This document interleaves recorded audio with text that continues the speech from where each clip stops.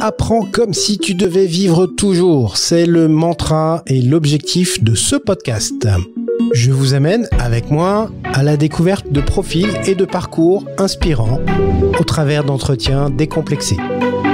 Mon ambition est de créer pour vous et pour moi l'opportunité d'apprendre et de comprendre.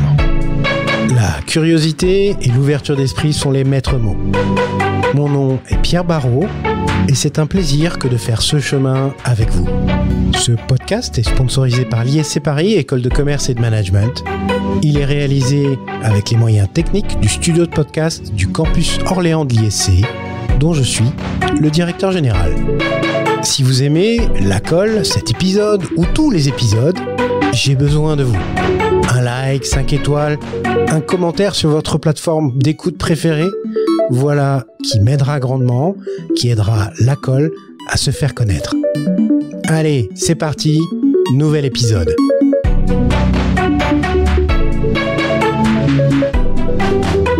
Chers amis, bienvenue sur ce nouvel épisode de La Colle. Aujourd'hui, nous allons parler RH, inclusion, égalité, mixité, carrière au féminin, expatriation, communication, networking, podcast. Les sujets sont divers et variés. Nous avons l'honneur et l'avantage d'accueillir Karine Raguin. Bonjour Karine.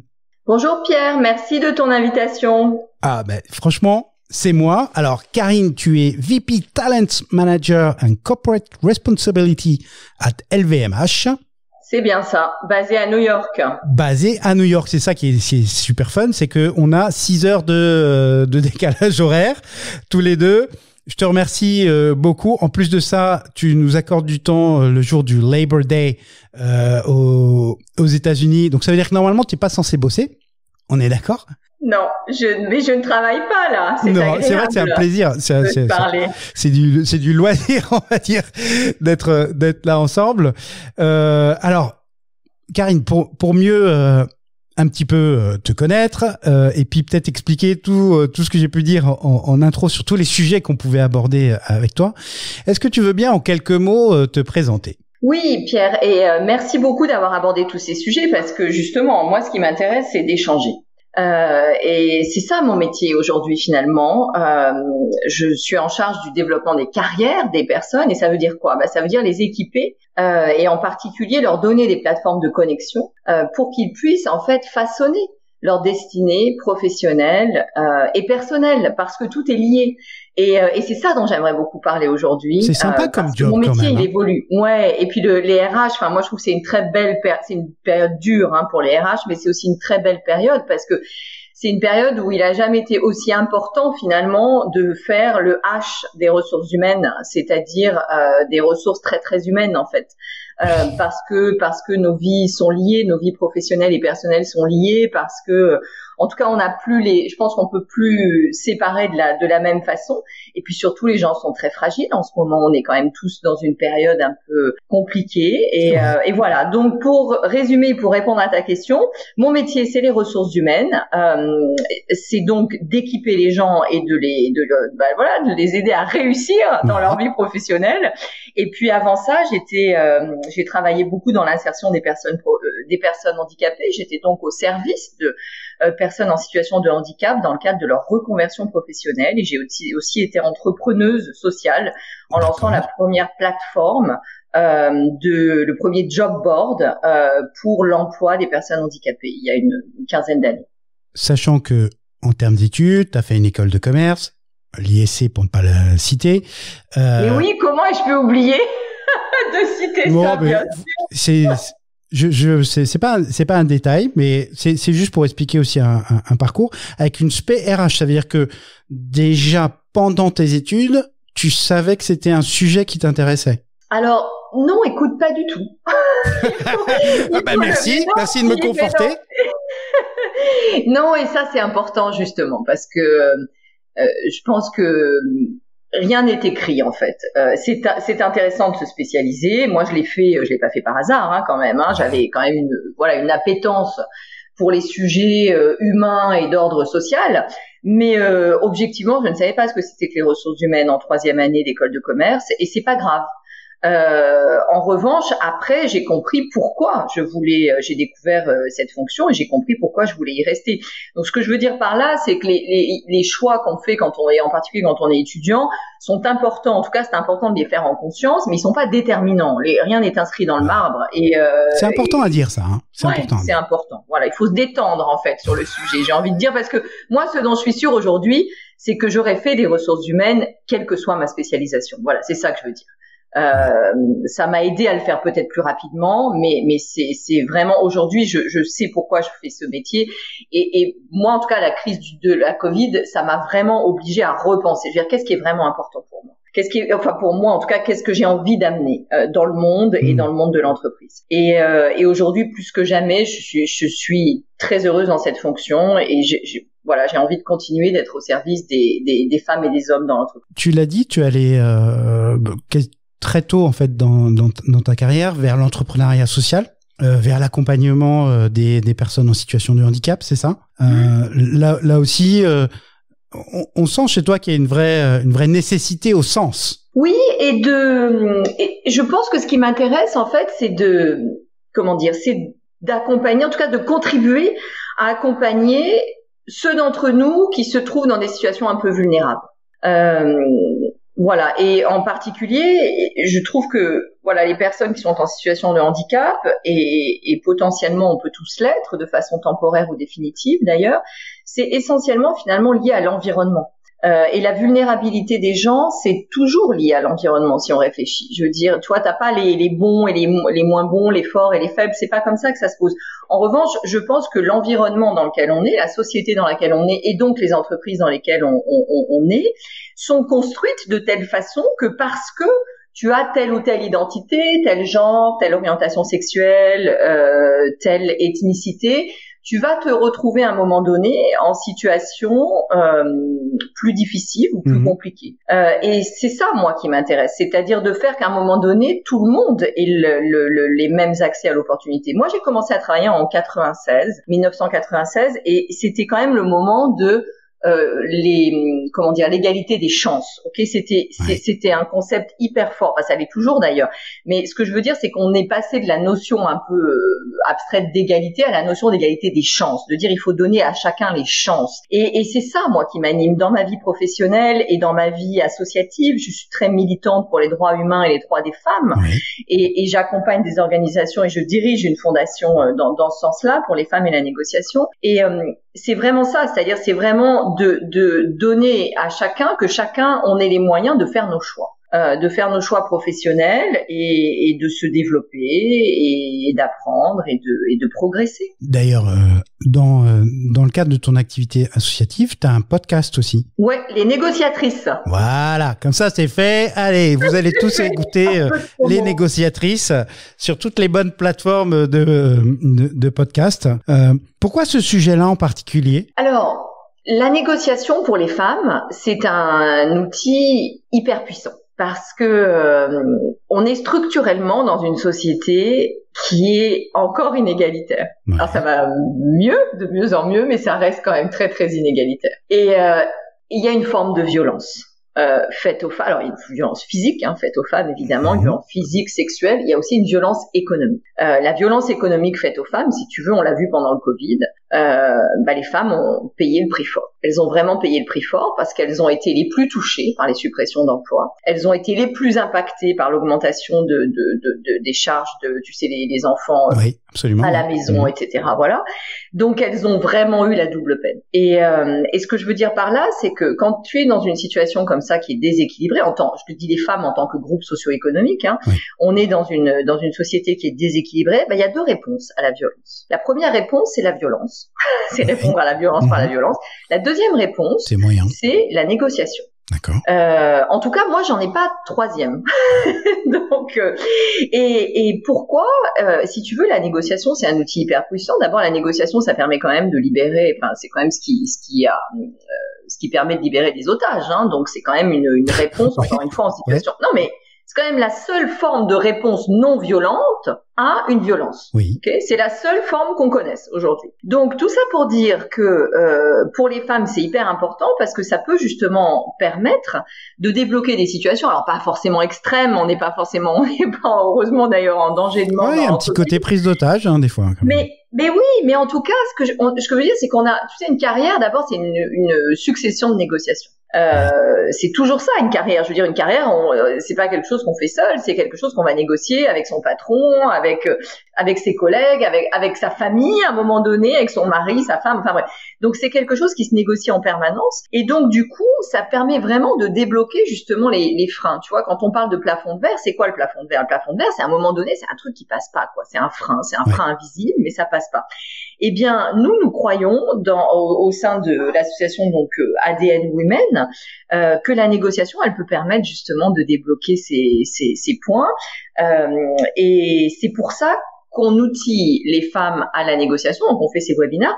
Mais surtout, ce qui est hyper important, c'est que la question, c'est pas de savoir si les femmes négocient mieux que les hommes ou différemment, parce que c'est pas du tout le cas. Je pense qu'il y a plus de différence entre les individus dans leur façon de négocier que de par leur genre. Ouais. Voilà. Mais en revanche, on outille les femmes avec le prisme du genre, c'est-à-dire que pourquoi il y a des points en négociation qui sont plus importants, qu'il faut creuser plus profondément, qu'il faut aborder différemment, si tu veux. Parce que quand on parle notamment, tu sais, en négociation, il y a une partie importante qui est la partie de préparation, il y a une partie importante qui est de la compréhension des rapports de pouvoir, tu vois, des intervenants. Eh bien ça, on aide les femmes à le voir avec le prisme du genre. D'accord. C'est important de comprendre qu'il y a un certain nombre de stéréotypes, de biais de genre dans la société aujourd'hui. Et quand tu comprends ça, ça fait pas du tout de toi en tant que femme une victime. Hein. Au contraire, je pense que la prise de conscience, ça te rend incroyablement forte. Parce que du coup, quand tu as conscience de ces rapports de pouvoir structurels qui sont souvent très défavorables, pas systématiquement, mais souvent plus défavorables aux femmes, derrière ça, tu as beaucoup plus de levier pour voilà. Ouais, et puis tu sors d'une position où tu décides de ne pas subir. C'est-à-dire que exactement. ça marche pas, c'est un autre débat. Mais au moins, tu ne subis pas une situation. Ah, mais c'est très très juste ce que tu dis et ça résume parfaitement. C'est-à-dire que la négociation permet aux femmes de reprendre le contrôle. Ouais. Il y a toujours quelque chose sur lequel on peut avoir le contrôle dans sa carrière. Même si parfois on a l'impression d'être, tu vois, on a l'impression d'être dans une impasse et tout. Mais non, il y a toujours quelque chose sur lequel on peut avoir le contrôle. Et la négociation, ça aide à ça. Et encore une fois, dans un esprit, pas dans un esprit de combat, de compétition, mais dans un esprit d'apaisement. Je veux dire, la négociation, c'est quand même la définition de la négociation, c'est trouver une solution acceptable par les deux parties. Donc, c'est une très belle philosophie de vie. Donc, le podcast, les négociatrices à aller écouter immédiatement. Si on reprend un petit peu ton chemin, t'es dans l'entrepreneuriat social et à un moment, quand même, tu vas verser dans le grand capital. C'est-à-dire que LVMH, c'est pas la PME du coin. Alors déjà, ça l'a été, fut un temps, mais il y a très très très longtemps. Aujourd'hui, c'est une grosse machine. C'est un point très important. Ouais. Oui, c'est un point très important, justement, LVMH, parce que moi, quand j'y suis entrée, en 2017, depuis, le nombre de collaborateurs et collaboratrices a doublé. Ah oui. Donc, voilà, donc je suis incroyablement reconnaissante d'être dans un groupe qui a connu une telle croissance et sur le plan des humain, c'est absolument génial. Puis ça veut dire que tu as bien fait ton taf aussi. Hein. D'accompagner cette transformation parce que la taille a changé, les pools de talents se sont élargis. Enfin, c'est assez fabuleux. Donc, t'as été chassé pour ce poste ou ça a été une démarche volontaire? Ça a été, comme toujours dans ma carrière, ça a été une rencontre. D'accord. Moi, ma carrière, c'est le résultat de rencontres et de coups de cœur. Et en fait, LVMH était mon client. Okay. Ils ont financé, ils ont été fondateurs de cette plateforme d'emploi pour les personnes handicapées. Et après avoir travaillé 2 ans ensemble, on s'est dit qu'on pouvait travailler autrement. Et donc, je suis entrée pour mettre en place la politique de handicap et de responsabilité sociale. Voilà, il y a 15 ans, c'était l'époque où toutes les entreprises du CAC 40 structuraient leur démarche. Et ensuite, j'ai eu une trajectoire, on va dire RH un peu plus classique, c'est-à-dire qu'après avoir travaillé sur la responsabilité sociale en tant que telle. J'ai plus travaillé sur la mobilité des collaboratrices et des collaborateurs, sur des programmes de leadership, en particulier pour les femmes d'ailleurs. Et puis il y a 5 ans, j'ai piloté au niveau mondial le talent management chez Christian Dior Couture, donc toute la partie recrutement, développement des talents, images, etc. Et je suis partie. Attends, on va y arriver. Ouais. C'est quoi un talent? Alors, c'est quoi un talent? Ça, c'est une super question. Un talent, c'est quelqu'un qui apporte de la valeur ajoutée dans l'organisation. En tout cas, moi, c'est ma définition du talent. Ok. D'accord? C'est quelqu'un qui apporte une valeur ajoutée à l'entreprise. Une fois qu'on a dit ça, un talent, ça peut être à tous les niveaux de l'entreprise. Donc, c'est pas des jobs spécifiques. Alors après, moi, dans mon métier, de par la structure du groupe, je vais travailler sur certaines fonctions spécifiques, mais il y a des talents partout. Ce que je veux dire, c'est qu'il n'y a pas de petits jobs. Ça, c'est important. Il y a que des jobs importants dans l'entreprise. Et ensuite, un talent, ça se développe. D'accord? Un talent comme le potentiel, ça se développe. On ne naît pas avec un potentiel ou sans potentiel. On le développe en fonction de son environnement. Et ça, c'est hyper important pour moi. C'est-à-dire que je pense que les gens, quand tu les mets dans un bon environnement, en tout cas quand tu les mets dans un environnement qui leur permet d'apprendre des choses, d'être confrontés dans le bon sens à d'autres modes de pensée, quand tu leur permets justement de se connecter et d'échanger, il y a beaucoup d'apprentissage qui arrive entre les personnes, eh bien je pense que dans ces environnements stimulants, on se développe et on devient très très bon. Et ce que je veux dire, c'est pas une donnée au départ, quoi. Tu vois, tu es pas au départ. Alors tu peux être doué, évidemment, tu vas avoir une appétence, tu vas avoir une envie, une passion, mais ça, tout se développe, quoi. Et tes tips and tricks pour détecter les talents, les braises sur lesquelles souffler? Écoute, surtout, je trouve après la pandémie, pour moi, la première définition du talent, c'est capacité à apprendre. Capacité à apprendre et à désapprendre. Okay. C'est-à-dire, alors après, ça veut dire avoir une certaine forme de curiosité, etc. Il faut être prêt à faire ça. Mais je trouve que ce dont les entreprises ont besoin, ce dont le monde a besoin. Oui, madame. Ce sont des femmes et des hommes de talent dans le sens qui soient capables d'apprendre très rapidement et de désapprendre dans un monde qui change constamment. Le changement est constant. Et la première des qualités, c'est ça. Alors après, évidemment, sur des jobs, tu vas avoir des compétences, tu vois, plus techniques. Mais ces compétences-là, j'ai envie de te dire, alors elles sont bien sûr très importantes, mais elles pourront toujours s'apprendre. Et puis, si tu les as pas, tu pourras toujours t'entourer de gens qui les ont. Enfin, tu vois, c'est ça aussi qui est très important. La définition du talent, c'est pas individuel. C'est un talent dans quel environnement, dans quelle équipe. Oui. Parce que les gens qui sont fantastiques au boulot, ils le sont parce qu'ils sont dans une équipe, parce qu'ils sont avec des pairs, parce qu'ils sont avec un boss qui leur permet de l'être. On n'est rien tout seul. Donc c'est très important cette notion justement de talent collectivement. C'est très vrai quand on parle de leadership. C'est-à-dire que moi j'ai vu des gens se révéler en tant que leader, mais parce que qui ne l'était pas du tout avant, tout simplement parce qu'il y a eu un contexte, il y a eu une équipe, il y a eu des gens, il y a eu des événements qui ont fait que justement ce talent-là a pu émerger. C'est ça. Et le mot révéler est hyper important, tu vois. Je pense que tout se révèle, quoi. On a tous des super pouvoirs, mais on va les révéler à des moments différents de notre vie, de notre carrière. Et moi, tu vois, en tant que professionnel RH, je pense que c'est ça mon job. C'est de permettre aux gens de prendre conscience de leurs super pouvoirs et de les révéler quand ça fait sens pour eux et quand ça fait sens pour l'entreprise. Je note, on a tous des super pouvoirs. Je pense que ça va faire le titre du podcast. Mais ça me va très bien si ça fait le titre. C'est assez génial. Le fait d'être dans cet environnement un petit peu particulier des grandes maisons de luxe, tu penses que ça donne un prisme particulier justement à ce métier de la gestion des talents ou pas? Oui, écoute, 2 choses. D'abord, le luxe a une responsabilité importante en matière de talent et notamment en matière de représentation, tu vois, des talents. Ouais.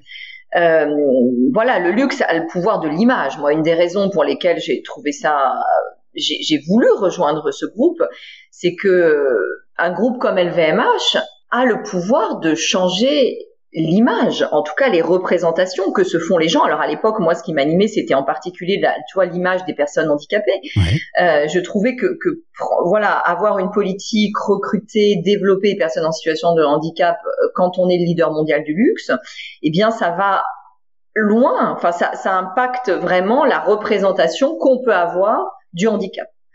Et des personnes en situation de handicap. Donc ça me paraît intéressant, tu vois. Donc je pense que le luxe déjà a une responsabilité supplémentaire. Et la deuxième chose, c'est que,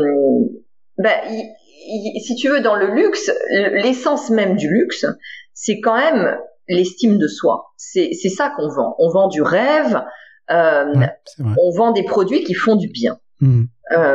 En tout cas, moi, c'est ma définition. Ouais, c'est une jolie définition. Après, évidemment, il y a des catégories de produits différentes, mais au final, c'est quand même ça, le luxe. C'est de vendre un produit qui te fait du bien. L'industrie de l'estime de soi, je trouve ça très pertinent. Oui, c'est l'estime de soi, et du coup, ça me paraît hyper compatible avec justement ce qu'on fait, nous, au niveau des ressources humaines, c'est-à-dire de permettre aux gens d'avoir cette estime de soi. Donc c'est pour ça qu'on a une responsabilité sociale qui est importante, parce que voilà, dans nos engagements sociétaux ici alors je vais parler surtout des US parce que c'est là où j'opère en ce moment, mais on fait beaucoup d'ateliers avec des femmes victimes de violences domestiques. Et dans ces ateliers, on va les guider. Donc, ce sont nos collaboratrices et nos collaborateurs qui sont volontaires. Et on va les guider. Et on va les guider à la fois sur les compétences, tu vois, plus techniques de comment avoir une interview sur un job de retail dans une boutique de luxe. Mais aussi, c'est quand même beaucoup la question de l'estime de soi. De la confiance en soi, donc c'est ce niveau de connexion qu'on donne. Et ça, je trouve que c'est très cohérent. Tu vois, il y a une espèce de continuum entre notre mission en tant qu'entreprise en tant que groupe de luxe et en même temps comment on décline nos engagements au niveau de la société. Quand tu essayes de faire changer les frontières, les limites, les contours, il y en a toujours un dans le tas qui va être réticent. Comment on gère ça? Comment on gère la réticence au changement? Parce que on avance. Ouais. On avance avec ceux qui ne le sont pas. Comment on embarque alors? Comment on les embarque? Elle est fascinante ta question, et c'est la question du changement en fait. Ouais. Donc c'est la question du changement. Alors tu sais, d'abord, moi je pense que c'est hyper important justement en tout cas de faire évoluer les cultures avant d'agir. Ça c'est très important sur la partie justement RH. C'est-à-dire que la dimension culturelle, elle est fondamentale. Donc oui, il faut avoir le buy-in, il faut avoir le soutien, il faut et oui, quand on fait bouger les lignes, évidemment, il y a toujours des gens, tu sais, il y a toujours des gens qui sont pionniers, et puis il y a des gens qui sont un peu plus réticents. C'est pas très grave, et moi j'ai envie de dire, tu vois, dans les sociétés, on peut avoir on n'est pas tous obligés d'être d'accord sur tout, tu vois. Ouais. Faut simplement qu'on se retrouve quand même sur un socle de valeurs communes. Ça me paraît important, et c'est une des missions. Tu vois, moi je travaille ici au niveau groupe aux États-Unis, donc je suis au service des maisons du groupe, donc il y a des maisons qui ont des cultures, tu vois, différentes. Et une partie de mon rôle, c'est de s'assurer quand même qu'on opère, en tout cas avec des missions communes et des valeurs communes. Je vais te donner des exemples très précis. On a, nos valeurs, c'est, on dit people make the difference, c'est ça le motto de LVMH. Comment est-ce qu'on s'assure que dans tout ce qu'on fait, on met bien les gens au cœur, quoi, on met bien l'être humain au cœur. Donc, est-ce qu'on leur donne bien les moyens de se développer? Est-ce que les gens ont accès aux opportunités de carrière? Quelles sont les opportunités en termes de training et de formation? Enfin voilà, donc faut quand même se retrouver sur des valeurs communes. Après, moi je suis plus pragmatique que dogmatique. Voilà, je pense qu'il faut avancer à un moment donné, si tu veux. Et ça, j'ai appris ça, moi, avec les personnes en situation de handicap. Il faut reconnaître l'exclusion. Il faut d'abord reconnaître où est-ce que ton environnement il doit être adapté. On reconnaît qu'il y a une exclusion, en tout cas qu'il y a un gap. D'accord. Ouais. Et puis ensuite, eh bien, on réduit ce gap et on le réduit de façon spécifique, avec une situation donnée.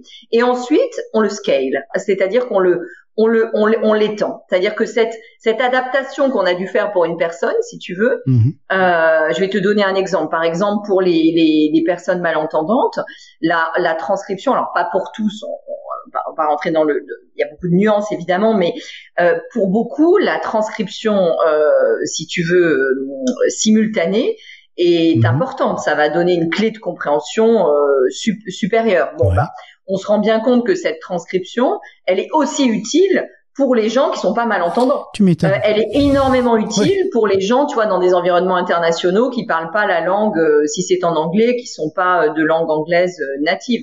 Enfin bon, donc voilà, ce que je veux dire, c'est qu'il faut avoir conscience où est-ce qu'il est le problème entre guillemets, en tout cas où est-ce qu'il y a le décalage, où est-ce qu'il y a cette exclusion. Comment est-ce qu'on fixe ça? Comment est-ce qu'on fixe le problème? Et ensuite, à partir de ce qu'on a appris là, comment on étend cette solution qu'on a trouvée, qui est d'abord une solution individuelle. En 2019, en avril 2019, il y a une opportunité qui s'ouvre et tu peux nous raconter un peu comment tout ça s'est passé? Comment t'es arrivé, t'as atterri à New York? Ouais, mais moi, alors d'abord, j'étais vraiment après le mouvement MeToo, donc pour les femmes en 2017, je voulais aller aux États-Unis. C'était vraiment important pour moi. Je voulais faire partie de ce mouvement aux États-Unis. Je trouvais d'ailleurs que le mouvement MeToo était un peu, timide en France. C'est plus le cas maintenant. J'ai vu qu'il y avait quand même un certain nombre d'avancées, mais c'était un peu timide. Et bref, je voulais faire partie de ce mouvement, donc j'étais prête à tout pour aller aux US. Et il y a eu cette opportunité, qui est une opportunité magnifique, parce que un poste très hybride, si tu veux, où je suis à la fois au service des maisons de mes collègues RH, mais aussi au service des collaboratrices et des collaborateurs. Je fais beaucoup de carrière meeting. Et puis, je développe la partie responsabilité sociale. Donc, voilà. Donc, pour moi, encore une fois, c'est énorme, comme scope, c'est énorme. C'est un super job, en tout cas, de connexion avec les gens, pour avoir un impact positif. Alors, en revanche, ce à quoi je ne m'attendais pas, puisque j'y suis vraiment allée pour les femmes, quoi, je m'attendais pas à ce que ce soit aussi le pays des droits des personnes LGBTQ. Et je suis arrivée en 2019, qui était les 50 ans de Pride.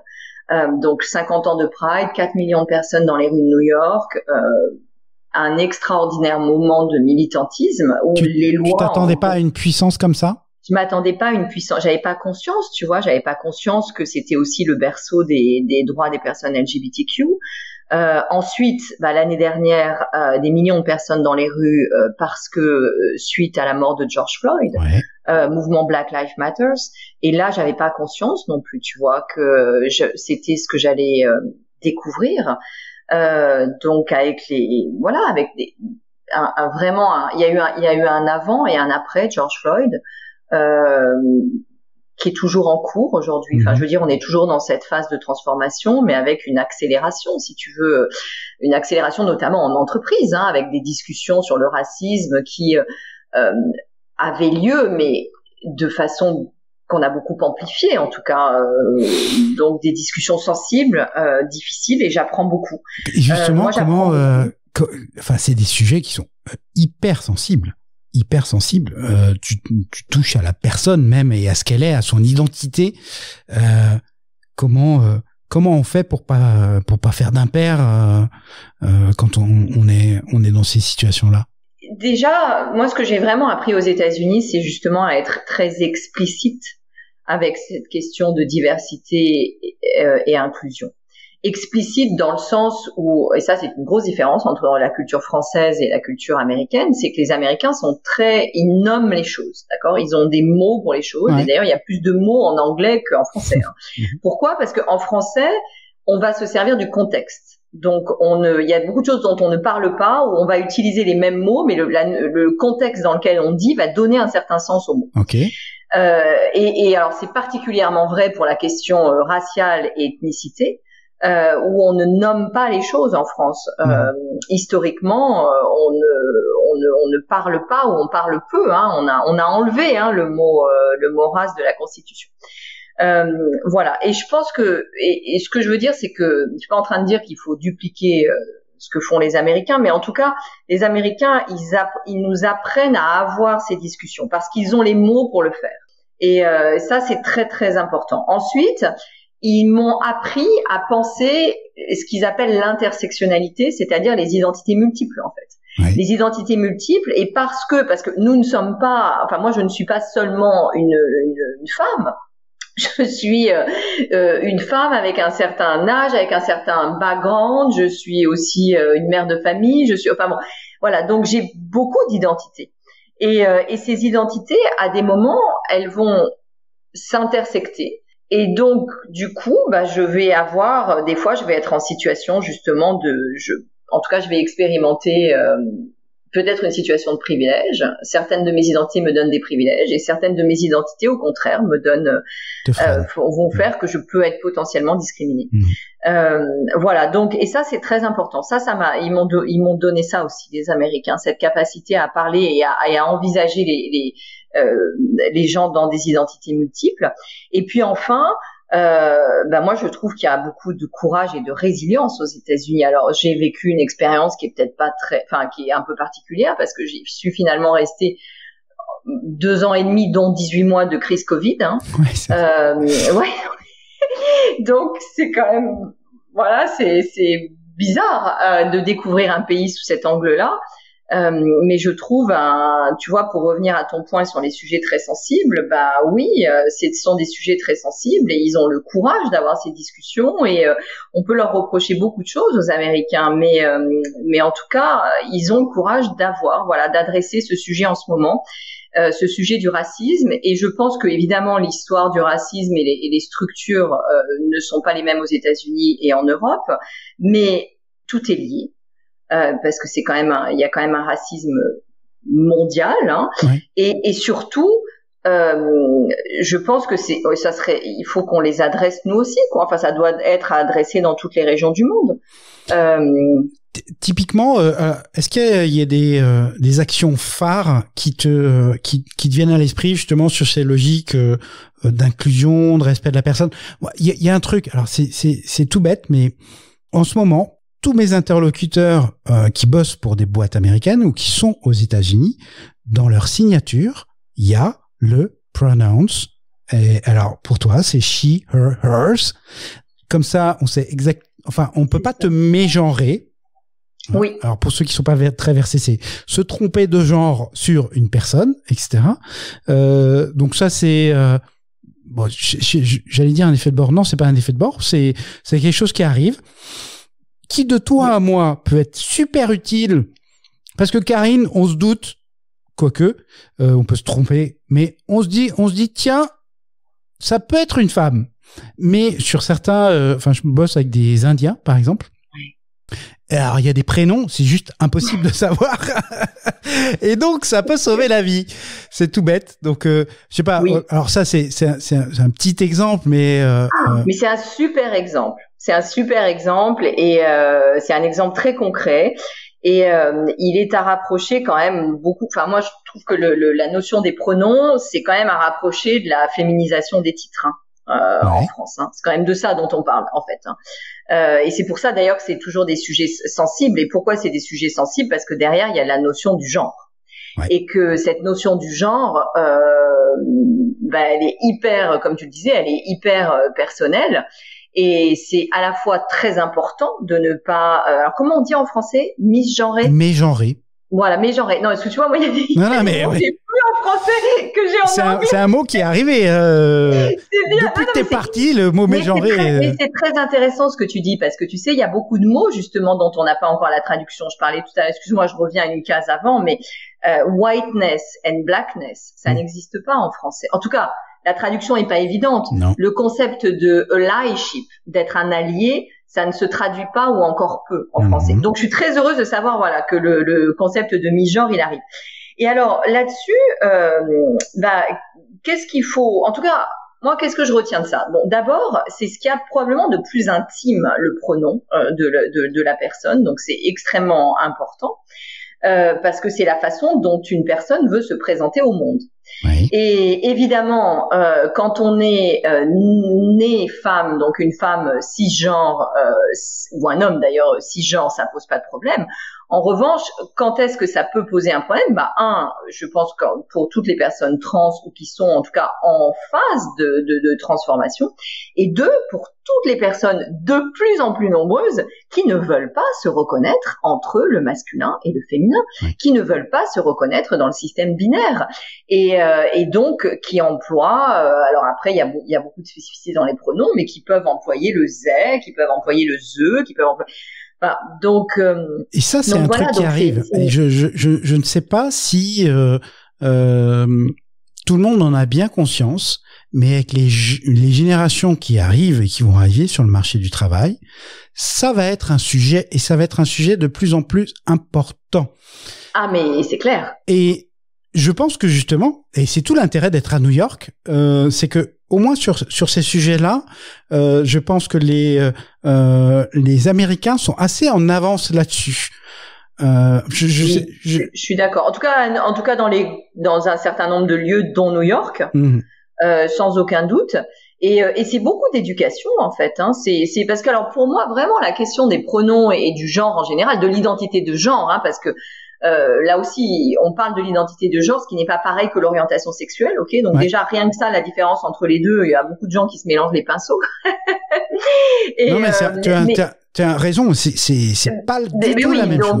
Ouais. Voilà, c'est pas la même chose, c'est deux choses différentes. Là aussi, c'est des identités, tu vois, multiples qui font qu'on est qui nous sommes. Et ça, c'est quand même beaucoup d'éducation. Et alors, moi, je vais te dire, ça a été plus simple, je pense, que certains de mes collègues presque de l'apprendre, parce que comme j'apprenais l'anglais, si tu veux, du coup, d'apprendre les pronoms, ça a été comme apprendre un nouveau vocabulaire, en fait, anglais. Donc, ça a été assez simple. Bref, en fait, tout ça pour dire que ça s'apprend, mais ça demande qu'on y passe un petit peu de temps. Et je suis tout à fait d'accord avec toi, et je pense que c'est... et c'est pour moi, c'est pas tant une question, tu vois, de... Est-ce que il faut pas ni la politiser, ni la dire je suis pour, je suis contre, etc.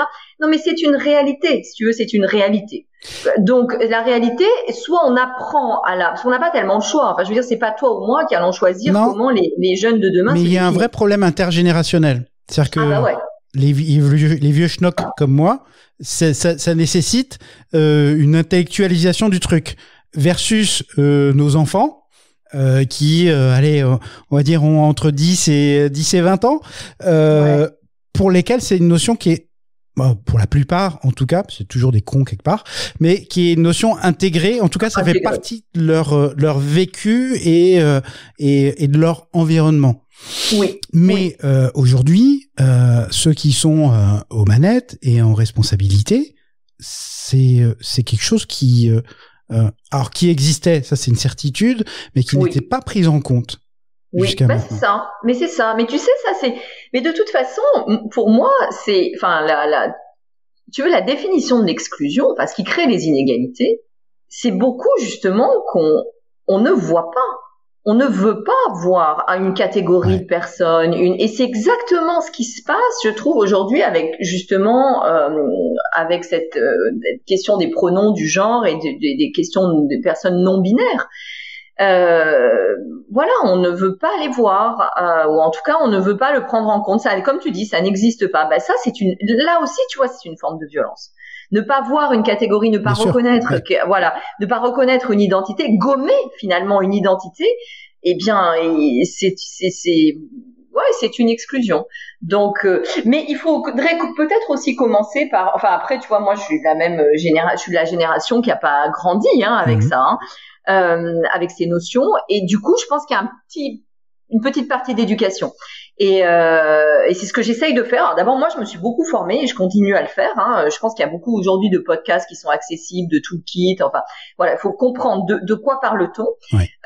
Et puis ensuite, il faut, tu vois, mettre ces pronoms pour moi, c'est une façon de militer aussi, parce que du coup, les gens demandent ce que c'est, donc ça permet de faire un peu de sensibilisation et de contribuer à ce qu'on comprenne mieux les uns et les autres et on se comprenne mieux. Et surtout, en mettant mes pronoms, j'envoie le message à la personne à qui j'écris que il ou elle ou au pluriel, ils peuvent utiliser n'importe quel pronom avec moi. Voilà. Moi, je suis adepte de l'effet papillon.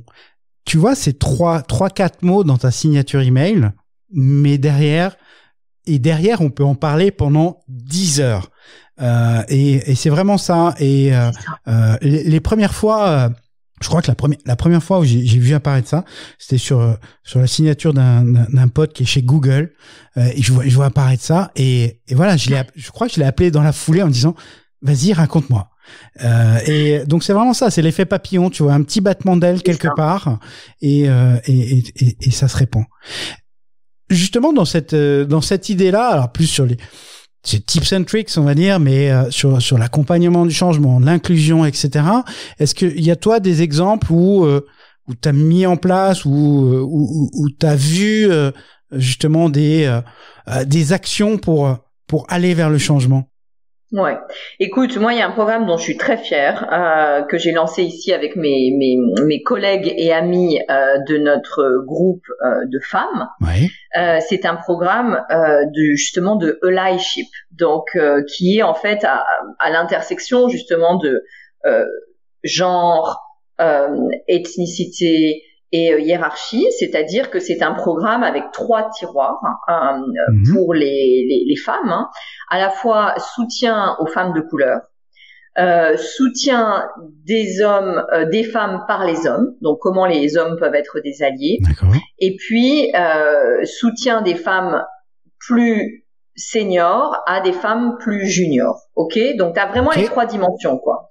Donc c'est un peu la matrice, ton affaire, mais c'est un peu la matrice. Tu rentres dans la matrice. Ouais, c'est la matrice. C'est multidimensionnel. Mais tu vois, ce qui est important là aussi, et c'est ça, ce message, moi, que je rapporterai en France des États-Unis, c'est que on peut être universel et spécifique. Tu vois, c'est-à-dire à un moment donné, il faut reconnaître que moi, mon expérience en entreprise, parce que je suis une femme blanche, elle n'est pas la même que ma collègue qui est une femme noire. Ok, il faut le reconnaître. Quand je dis là aussi, race and ethnicity, c'est comment tu te définis. Tout ça est basé sur la self-identification.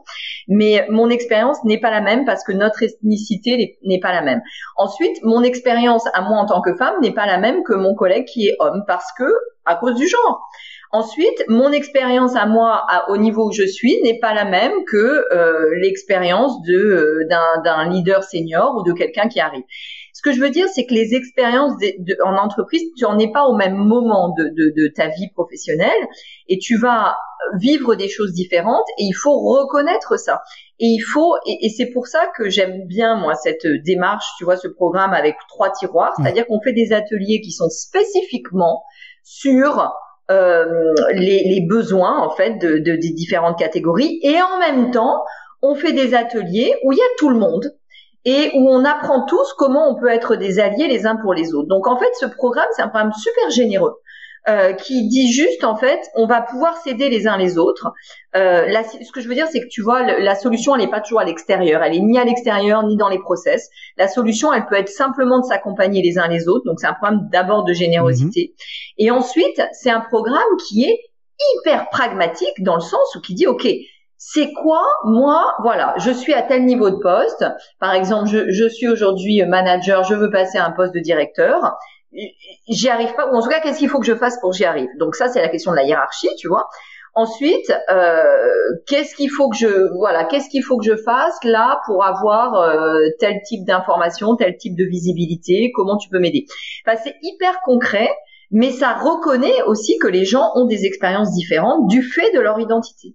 Alors, la RSE, CSR en anglais, Corporate Social Responsibility, responsabilité sociétale des entreprises, c'est un truc acquis pour beaucoup de grands groupes.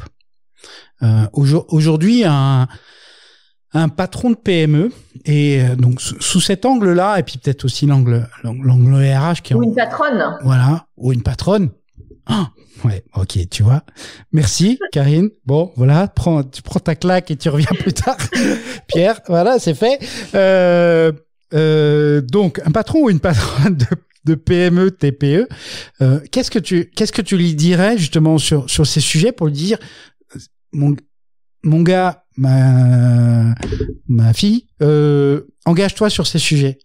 Alors, est-ce que ta question, elle est plutôt sur l'engagement de la responsabilité sociale en général ou en particulier sur les ressources humaines? Les deux, mon capitaine. Les deux, mon capitaine. Parce que, voilà, alors à ce moment-là, deux réponses. D'abord, tu vois, d'un point de vue, là aussi, hyper concret RH, il y a des talents partout. Il y a des talents partout. Et là, je pense que ça arrive en France et c'est aux US depuis quelque temps. Et aux US, il y a ce qu'on appelle la Great Resignation, la grande démission.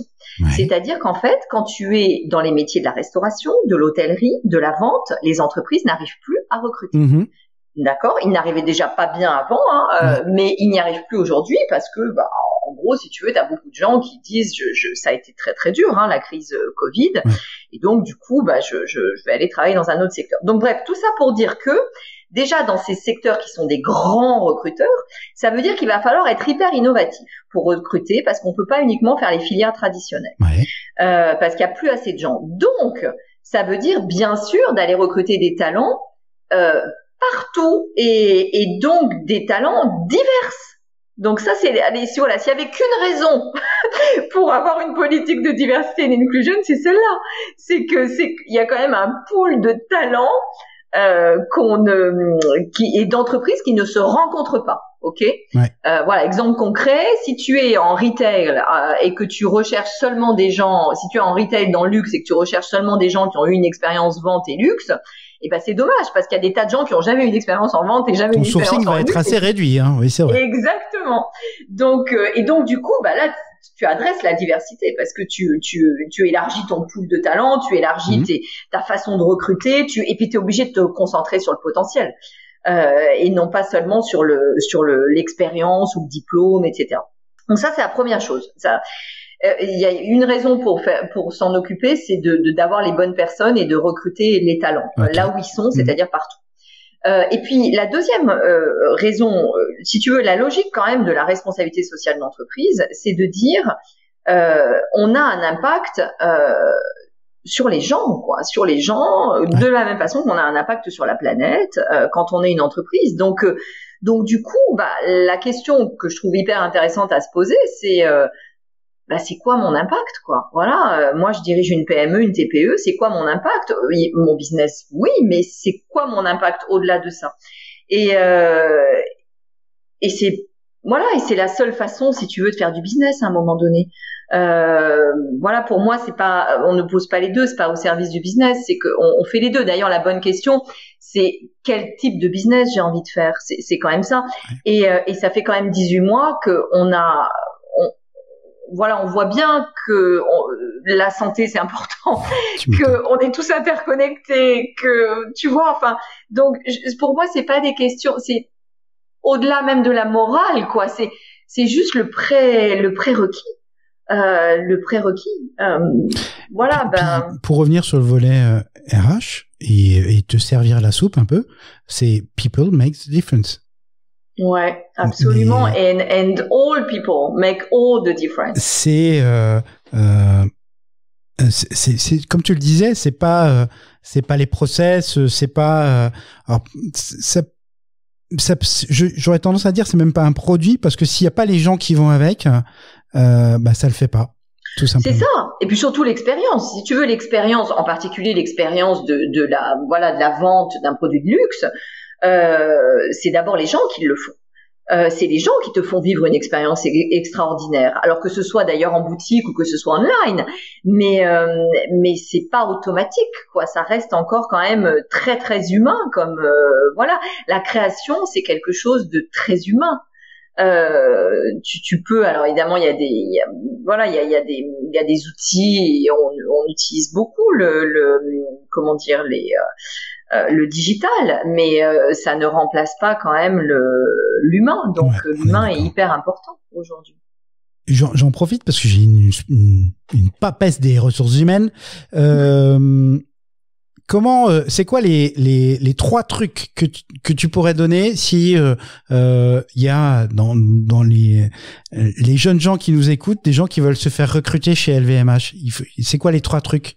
Alors d'abord, il y a forcément quelque chose pour quelqu'un chez LVMH, d'accord? Il y a 160 000 personnes aujourd'hui. Ouais, ça fait des opportunités. Ouais. Donc voilà, ce que je veux dire, c'est que d'abord, il y a des opportunités.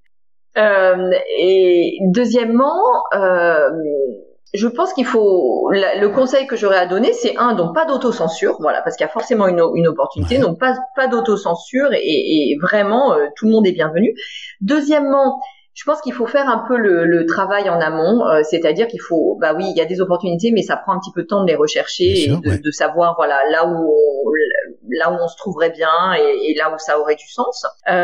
Et troisième chose, je dirais, il faut aborder l'entretien. Il faut vraiment être soi-même. Alors on dit toujours ça, être soi-même, mais c'est très dur d'être soi-même. Non, mais c'est très compliqué. Voilà, non, mais ça veut dire d'abord bien se connaître, et ensuite, si tu veux insister sur ce qui est vraiment important pour nous. Et aujourd'hui, les recrutements, on les fait d'abord encore une fois, sur les valeurs et sur l'état d'esprit et sur la motivation. Alors en particulier sur les postes juniors, évidemment, c'est un peu moins vrai sur les postes seniors, mais enfin c'est un peu moins vrai. C'est pas que vrai. Il y a d'autres éléments qui rentrent en ligne. Mais vraiment sur les postes juniors, je crois que c'est ça, c'est sur les valeurs, la motivation, tu vois, c'est sur ça. Donc c'est de ça surtout qu'il faut parler. C'est de ça qu'il faut être prêt à parler. Et pour ça, il faut être au clair avec soi-même. Il faut être au clair avec ce qui est vraiment important pour soi et en même temps être hyper flexible. Voilà, il faut être soi-même avec beaucoup de flexibilité. Je continue dans mes questions. Madame Raguin, c'est quoi les bons conseils pour faire une carrière? Déjà question, est-ce qu'on peut encore faire carrière? Ça veut dire quoi, faire carrière? Et si tant est que ça existe, comment on fait? Moi, alors c'est marrant que tu me poses la question parce que vraiment en ce moment c'est ce sur quoi je suis en train de réfléchir.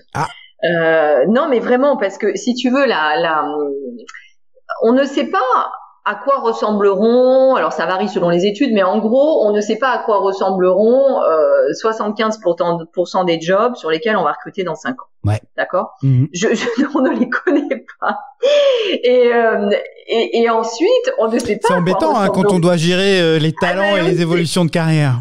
C'est ennuyeux quand même. Et surtout, c'est ennuyeux parce que c'est compliqué de projeter les gens à long terme. Ouais. Et en même temps, quand tu discutes avec les talents, et ça, c'est assez, je pense que c'est encore plus vrai sur les générations qui rentrent sur le marché du travail aujourd'hui. Ils te disent, mais moi, j'ai pas de plan de carrière à long terme, quoi. J'ai pas, et puis surtout, j'ai pas envie d'en avoir. C'est ça. Donc voilà. Donc du coup, écoute, c'est quoi faire carrière?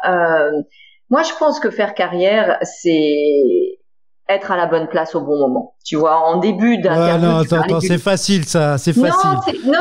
Je vais t'expliquer concrètement. Je trouve que on parle beaucoup du leadership et le leadership des gens, pour moi, c'est beaucoup une question de cohérence. Tu vois, c'est-à-dire le fait quand t'as la sensation, tu vois, que t'es au bon job, au bon moment de ta vie. Je comprends. Et vraiment et donc ça veut dire en fait que tu combines toujours des cycles. Alors tu vois, ce qui n'a pas changé, je pense, dans mon métier depuis 25 ans que j'exerce, c'est que au final quand même faire de la gestion de carrière, c'est toujours matcher les besoins de l'entreprise avec les besoins des personnes. Ok, ça, voilà, faut trouver à un moment donné. C'est tout bête, mais donc ça veut dire qui se rencontrent, 2 qui se comprennent. Ça veut dire comprendre autant les besoins de l'entreprise que les besoins des personnes, et puis faire le lien entre les deux. Mais ce qui change complètement aujourd'hui, si tu veux, c'est que le timing n'est plus le même. C'est que les organisations évoluent hyper vite. Les gens eux-mêmes évoluent hyper vite. Regarde, enfin, je veux dire, on a quand même beaucoup de gens aujourd'hui qui se sont relocalisés, qui travaillent plus de la même façon, qui ne souhaitent plus travailler de la même façon. Enfin, voilà. Donc, du coup, cette combinaison, elle n'est pas évidente à faire. Et à un moment donné, alors écoute, moi, j'en suis venue à la conclusion quand même sur mon métier que je pense pas que le rôle des RH, justement, c'est de faire des process de mobilité. Je pense que le rôle non. Je crois pas. En tout cas, je pense qu'on est plus utile Je dis pas qu'il faut pas avoir un process, hein, évidemment, il faut avoir un cadre, voilà. Mais ce que je veux dire, c'est que je pense que il faut permettre, encore une fois, à l'entreprise et aux collaborateurs et aux collaboratrices de se rencontrer. Enfin, tu vois, aux opportunités et aux gens de se rencontrer. Oui. Et moi, par exemple, tu vois, en interne, une partie de mon rôle, ça va être beaucoup d'équiper les gens et de leur dire voilà où est-ce que vous trouvez les informations, voilà comment ça se passe, voilà comment vous pouvez être visible. Enfin, c'est de faire de l'empowerment en fait, hein, avec eux, et de leur donner vraiment les moyens de façonner leur destinée et surtout de la prendre en main.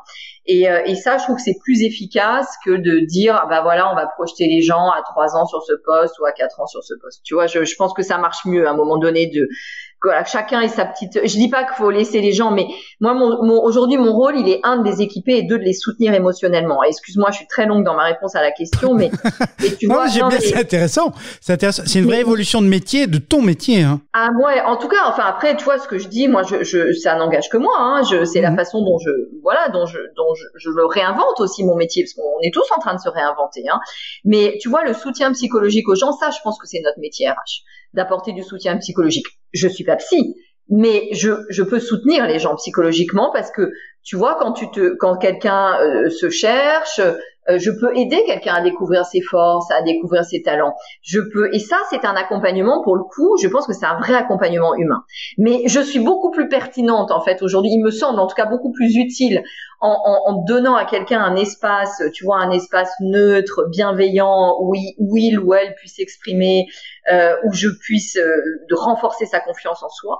Je suis beaucoup plus efficace en faisant ça que en lui disant bon bah voilà, dans 2 ans l'organisation elle sera comme ça, tu auras tel rôle, etc. Tu vois ce que je veux dire? Complètement. Je pense que on est plus là-dessus. Alors c'est un peu pour moi aussi, mais tu penses quoi des outils de type MBTI? Alors MBTI, moi je les ai pas mal déjà utilisés. peut-être pour ceux qui connaissent pas, est-ce que tu peux en dire quelques mots? Alors là, non, enfin, en gros, c'est des outils pour comprendre les personnalités, essayer de. Les outils d'analyse, on va dire, les outils d'analyse écoute, alors moi j'ai beaucoup utilisé MBTI, j'ai beaucoup utilisé PI, Predicting Index aussi. Écoute, tout ça, je trouve ça super parce que ça donne des grilles de lecture. Ça donne des grilles de lecture. Après, ça reste si tu veux, ça permet d'éclairer tes décisions. Alors, d'abord, moi, ce que j'aimais bien, alors, je connais plus le Predictive Index que le MBTI, mais bon, je fais les deux. Ce que je trouve intéressant, moi, dans ces tests, c'est surtout le débrief que tu fais avec la personne. C'est-à-dire que si ça permet, en fait, c'est l'occasion d'un dialogue. Bah voilà, c'est un dialogue et je l'utilise par contre beaucoup plus moi dans une logique de développement des gens, c'est-à-dire pour aider les gens à mieux se connaître que dans une logique, je ne l'utilise d'ailleurs jamais dans une logique de sélection. C'est-à-dire ce n'est pas ce qui me donne ce qui va faire qu'on va vouloir retenir ou pas retenir une personne pour un poste. Il y a alors je crois que c'est dans ton profil LinkedIn où j'ai vu ça, mais il y a un moment tu parles de réseaux sociaux et je voulais t'entendre là-dessus sur justement les réseaux sociaux au service des RH. Alors, est-ce que les réseaux sociaux de l'entreprise doivent être au service des RH? Est-ce que les réseaux sociaux sont un outil pour les RH pour essayer d'espionner leurs collaborateurs? Qu'est-ce que tu mets derrière la notion de réseaux sociaux? Alors voilà, moi j'ai une vision très naïve des réseaux sociaux. Moi, si tu veux, les réseaux sociaux, je trouve que c'est une immense opportunité de connexion, tout simplement. Et si tu veux, ça amplifie ce qu'on était capable de faire avant en un mois de rencontre. Bah, on va le faire aujourd'hui en 5 minutes, quoi. Donc je trouve ça absolument génial. Et moi, je crois vraiment qu'on se construit dans la relation qu'on a avec les autres. Je veux dire, moi, je suis le produit des réseaux de femmes. Je suis le produit de ceux qui m'ont, de celles et ceux qui m'ont développé au sein de LVMH. Enfin, tu vois, donc voilà. Donc je pense que c'est tout simplement un immense outil de connexion. Ensuite, je pense que c'est un vrai outil de learning. D'apprentissage. Tu vois ce que je disais sur les opportunités tout à l'heure. Je pense que bien utilisé. En tout cas, si tu l'utilises avec une intention très claire d'avoir plus d'indicateurs sur des opportunités dans un groupe, tu peux avoir énormément d'informations sur le groupe et tu peux voir des opportunités que tu n'aurais pas vues autrement. Donc voilà. Après, je trouve que la difficulté alors c'est vrai, quand tu me dis réseaux sociaux, moi je pense beaucoup à LinkedIn parce que c'est vraiment ça mon métier. C'est aussi comme ça qu'on s'est reconnecté, hein. Ouais, c'est comme ça qu'on s'est reconnecté et LinkedIn a une situation un peu unique là quand même. C'est le seul réseau professionnel, c'est de cette taille, seul réseau professionnel. Après, la difficulté, comme toujours sur les réseaux sociaux, c'est de trouver l'information, quoi. C'est de trouver, c'est de filtrer, on le sait tous, quoi. Tu veux, les algorithmes, l'effet bulle, au bout d'un moment, tu restes uniquement avec des gens qui pensent comme toi.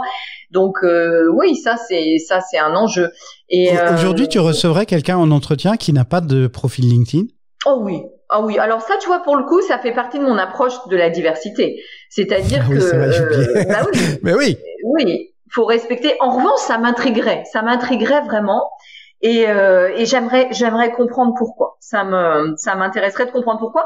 Et alors après, moi, quand j'ai des gens en interview, je ne vais généralement pas sur leur profil LinkedIn. En tout cas, je ne vais pas voir. Je laisse à l'interview. Je veux arriver la plus neutre possible en interview. Mais bon, c'est pas. Non, mais t'as raison.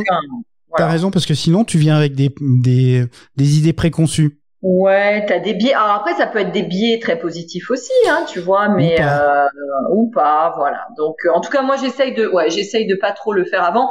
Bon, parfois, c'est pas le cas. Après, les réseaux sociaux, écoute, moi, depuis bientôt 3 ans que je suis aux États-Unis, ça m'a quand même énormément servi justement à faire le pont avec mes collègues des autres régions, et ça aussi, tiens, ça c'est très important. Tu vois, aujourd'hui, il y a une localisation des marchés. Oui. On va moins voyager sur les périodes qui arrivent, même si ça se réouvre, même si ça va mieux, ce que tout le monde espère. Donc, si tu veux, les réseaux sociaux, ils jouent un rôle très très important quand même. Il y a des gens. Moi, il y a des gens que j'ai pas vus depuis 3 ans en Asie, et je ne pense pas que je les verrai sur les 2 prochaines années. Et on travaille ensemble. Et je pense que c'est important qu'on se comprenne. Ouais. Donc, comment on fait? J'allais te poser la question, c'est quoi le prochain challenge? Mais en fait, ton challenge, je pense il sera jamais fini.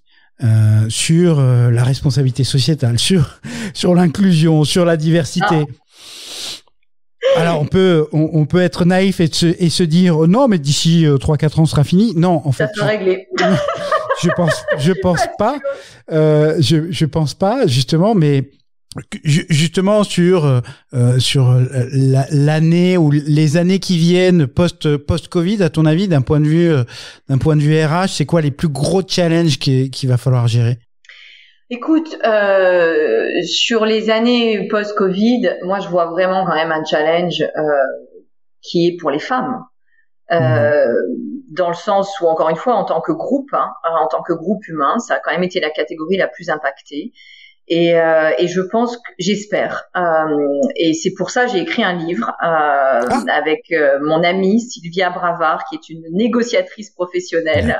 Et on a écrit un livre ensemble, justement, de négociation et femmes. Donc ça s'appelle Réveiller la négociatrice qui est en vous. Ça sort en octobre.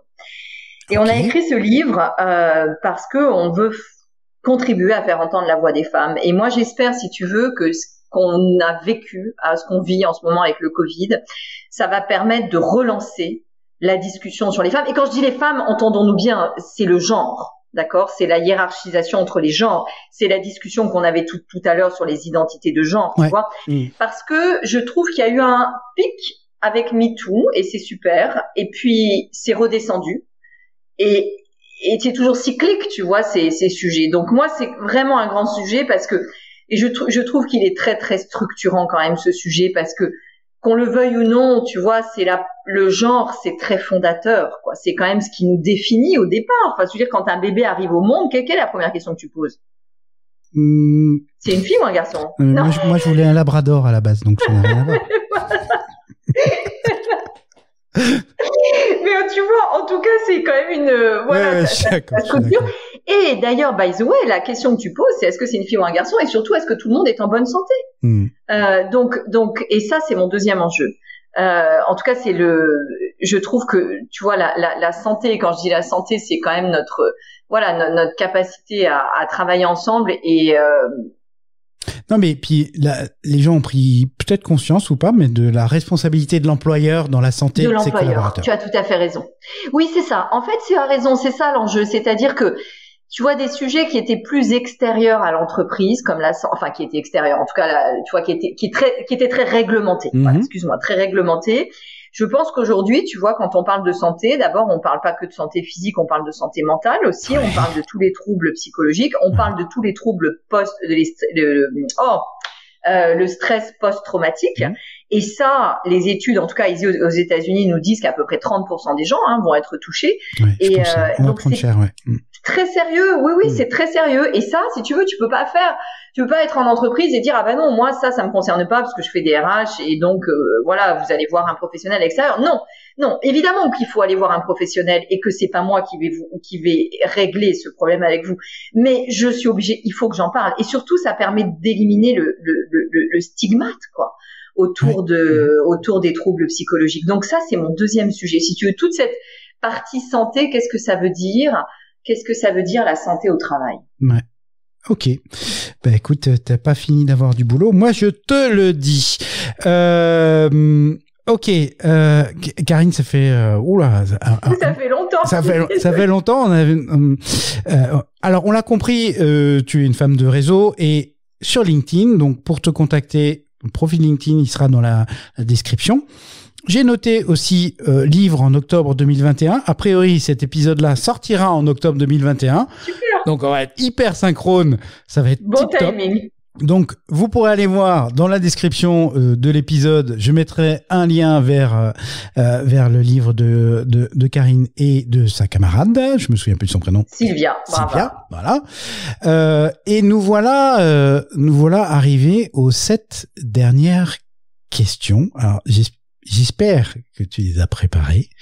Oui. Ah, génial. Non, parce que d'habitude, personne prépare. Donc, c'est très frustrant. Dis-moi, Karine, quel est ton mot préféré? Humanité. Ouais. Alors, pourquoi humanité? Enfin, tu me diras, avec tout ce qu'on vient de se dire, Ah oui, c'est assez logique, non? C'est assez cohérent, on va dire, c'est dans une ligne assez cohérente. Alors, le mot que tu détestes? Ressources humaines. Ah, c'est intéressant, ça. Je pense qu'on n'est pas des ressources. Joli. Voilà. Moi, je suis au service des femmes et des hommes dans mon métier. Alors, c'est quoi le nouveau... J'aime pas dire que je fais des ressources humaines. En tout cas, je trouve qu'on fait plus que ça, quoi. Et j'espère qu'on fait plus que ça. Il y aurait un naming à trouver là-dessus? Ouais. C'est pour ça qu'on aime bien talent. J'aime bien talent. Ouais. Parce que talent, tu vois, ça réfère justement à la contribution de chacun et chacune. Plus que mes ressources humaines, c'est c'est un mot du siècle dernier. Mais tu vois, c'est tellement vrai que à l'école, j'ai une collaboratrice qui est talents manager, qui accompagne les talents de nos étudiants. Voilà. Stéphanie, si tu nous écoutes, celle-là est pour toi. Karine, le son ou le bruit que tu aimes? Alors moi, le bruit que j'adore, c'est le bruit de New York, parce que New York, c'est une ville qui ne dort jamais. Hein, donc la chanson d'Ivray. La chanson d'Ivray, voilà. Donc les sirènes en bruit de fond, etc. Oui. Et ça te perturbe pas plus que ça? Non. Ok, non, j'ai compris, t'es contente. Ça me plaît. Tu reviendras un jour ou pas? En France? Oui, je pense, oui, bien sûr. Enfin, au-delà de revenir en vacances, hein, mais... Oui, certainement. Oui, certainement que je reviendrai. Oui. Le son ou le bruit que tu détestes? Le silence du confinement. Ouais. Il y a quelques fois où ça peut être pesant. Hein. Oui. Et justement, New York s'est endormi à un moment donné. Alors, ça n'a pas été très long, tant que ça? Ah oui. Oui, vraiment, oui. Oui, c'est très angoissant, moi, je trouve, ce silence de confinement quand il y a très plus ou peu de voitures, les magasins sont presque tous fermés. Enfin, oui, c'est très angoissant. Ton juron, gros mot ou blasphème favori? Alors, j'ai pas pu répondre à ça. Non. Mais je t'assure, non, mais vraiment, je sais pas quoi dire. Bon, ok. Même pas un petit merde, un truc en anglais. C'est moins impliquant en anglais. Je sais pas. What the fuck? Un truc comme ça, tu vois? Non, mais je le dis pas ça, moi. Je t'assure, vraiment. D'accord. Non, ça m'est pas venu. Et pourtant, je jure, hein, mais oui. Mais j'en ai pas, tu vois, en particulier. T'en as pas de favori. Voilà, j'en ai. Ah voilà la subtilité de langage. En fait, et je suis pas très fière quand je le fais, donc j'essaye de pas trop le faire. Donc tu blasphèmes, mais honteusement. La citation que tu aurais aimé avoir prononcée. Alors la citation que j'aurais aimé avoir prononcée, c'est nous ne voyons pas le monde tel qu'il est, nous voyons le monde tel que nous sommes. Vas-y, refais-la moi. C'est Anaïs Nin qui est une écrivaine française, cubaine, américaine, qui a dit ça. Donc en anglais, c'est we see the world we don't see the world as it is, we see the world as we are. Nous ne voyons pas le monde tel qu'il est, nous le voyons tel que nous sommes. Ok, joli. Très joli. Et puis là aussi, très synchrone avec tout ce qui s'est dit jusque-là. 7e et dernière question. Si Dieu existe, qu'aimerais-tu, après ta mort, l'entendre te dire ? Là aussi, j'ai séché. Non, tu peux pas me faire ça. Normalement, c'est la question... Mais c'est la question je voulais bien comprendre ta question. C'est quoi? C'est la question de ce que tu as envie de laisser, en fait? Ouais, c'est la trace ou la reconnaissance d'un parcours ou d'une identité, justement. Déjà, ça part du postulat que Dieu existe. Bon. Ouais, à quoi je ne crois pas du tout. Mais justement, ça reste un postulat qui dit si Dieu existe. C'est-à-dire que dans l'opportunité pascalienne où Dieu existerait, et où tu aurais l'opportunité de le rencontrer, parce que c'est quand même le big boss, et ça voudrait dire que tu serais dans les petits papiers. Voilà, tu te retrouves à un brunch et tout, et dis ah mais c'est Karine, qu'est-ce que t'aimerais qu'ils te disent? Mais je sais pas, Pierre. Franchement, c'est tellement improbable. Si tu veux, pour moi, comme situation, c'est tellement improbable. Donc, ouais, il te fera un friendly welcome, j'en suis sûr. Ouais. Ma première réponse, c'était ça, d'ailleurs. C'était, j'aimerais bien qu'ils me disent welcome. Tu vois, s'il existe, ça veut dire qu'il y a quelque chose. Ouais. Welcome et to be continued, quoi. Tu vois. Ok. Tu vois, en tirant le fil, on arrive à quelque chose. Mais oui. Donc, Karine, merci beaucoup de ce temps que tu nous as consacré. Je le rappelle, il y a un podcast, c'est Les Négociatrices, allez l'écouter, allez le découvrir et l'écouter si vous ne le connaissez pas. Le bouquin, il s'appellera comment? Réveiller la négociatrice qui est en vous. Ok. Donc publication octobre. Octobre. J'ai pas encore la date exacte. D'accord. Et moi, il y avait une phrase. Alors, je vais faire mon intellectuel de base, mais en t'écoutant. C'était une phrase qui me venait, qui est une phrase de Jean-Paul Sartre qui dit « Dans la vie, on ne fait pas toujours ce que l'on veut, mais on est toujours responsable de ce que l'on est. » Et je souscris. Et c'est 100%. Par rapport à notre discussion, l'humanité se portera mieux à partir du moment où chacun se sent responsable de ce qu'il est et de qui il est.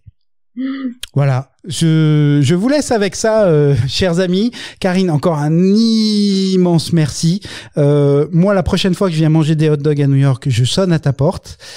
Tu peux être certain. Avec plaisir. Merci. Tu es bienvenu. Anytime. Et puis, je sais pas. Tu vois, j'ai envie de te dire merci pour ce que tu fais, parce que je pense que le monde ne s'en porte que mieux. Merci à toi de diffuser la bonne parole. Allez, bye bye. See you. Bravo, vous avez tenu jusque-là. Si cet épisode vous a plu, vous pouvez le partager avec tous vos amis. Point important, abonnez-vous à La Colle sur votre plateforme de podcast préférée pour obtenir dès leur sortie les nouveaux épisodes. Mais aussi et surtout, laissez-moi un commentaire pour me dire ce qui vous a plu, ce qui vous a déplu, les trucs à améliorer et, je l'espère, vos encouragements. On se retrouve très vite pour un prochain épisode de La Colle.